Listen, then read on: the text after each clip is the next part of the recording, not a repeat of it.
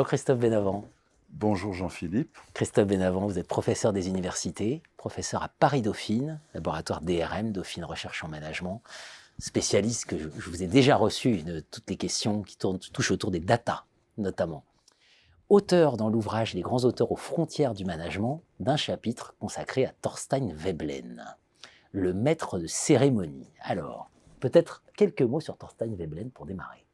Oh, je ne sais pas si on a besoin de beaucoup de mots sur Thorstein Veblen, mais disons en une phrase, moi ce qui m'intéresse chez lui, c'est qu'il est le modèle intellectuel qu'on devrait suivre en gestion, dans l'effort continu d'associer économie et sociologie. C'est un institutionnaliste, Thorstein Veblen. C'est d'abord un économiste. C'est d'abord un économiste. C'est ce qui fait sa force. Alors, c'est un ouvrage coordonné par Marc Bidan et Yves-Frédéric Lévian, Les grands auteurs aux frontières. Quand on le mobilise, pourquoi ce titre? Ce titre est magnifique, le maître de cérémonie. Il est venu, pas tellement en lisant Veblen, mais en lisant des commentateurs un peu plus tardifs, on va dire entre les années 20 et les années 60, et qui ont relevé chez lui une chose qui m'a fasciné, que je trouve assez fantastique, qui est l'idée d'un certain dualisme.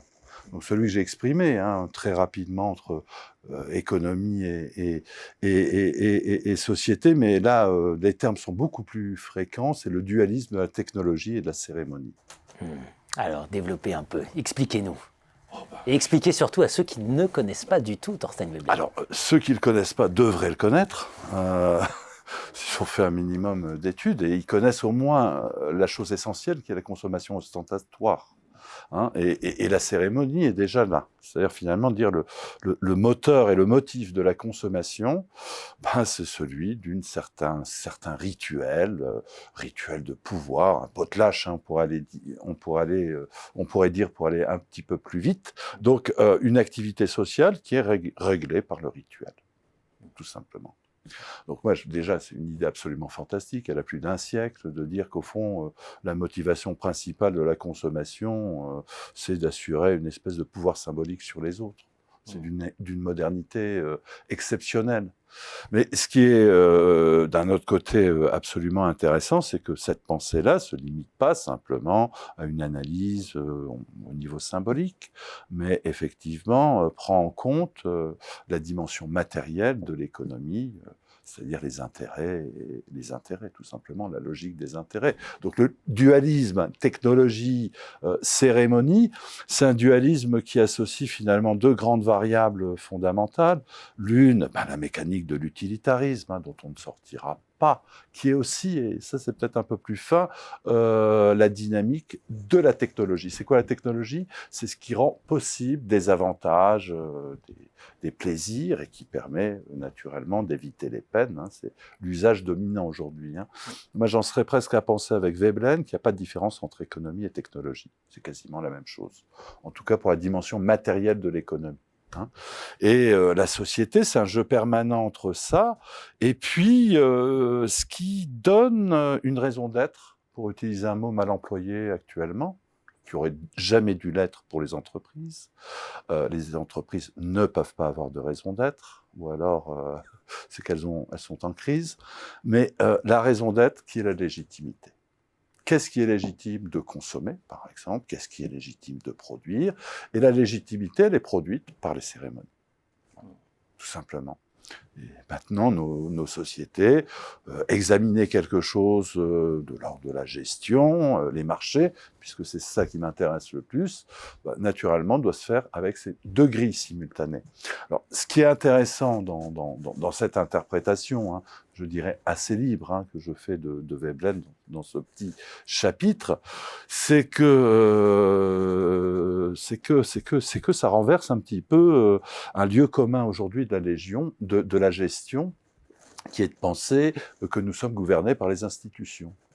Pour moi, c'est un appel très très fort à faire demi-tour, à abandonner les 15-20 ans d'institutionnalisme qu'on vit actuellement, le fameux et très laid encastrement.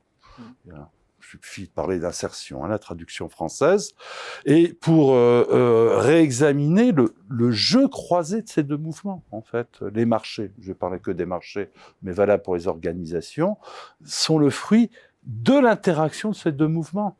C'est l'économie qui crée les rituels peuvent créer une certaine économie, pour aller très vite.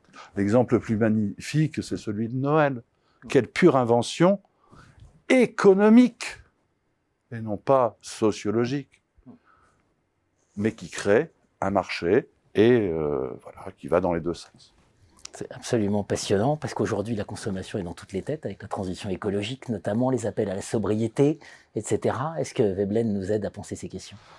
Elle nous aidera dans la mesure où on comprend bien cette dimension cérémonielle. Sobriété, pour être très rapide et clair sur la question, on ne peut pas l'attendre des consommateurs, c'est absolument inespéré, elle ne viendra que de l'État.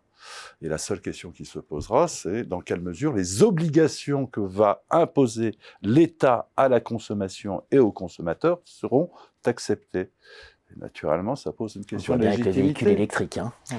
Ça pose une question de légitimité. Donc la question, c'est comment on orchestre la dimension cérémonielle et on crée des rituels qui légitimeront certains types de consommation et délégitimeront d'autres.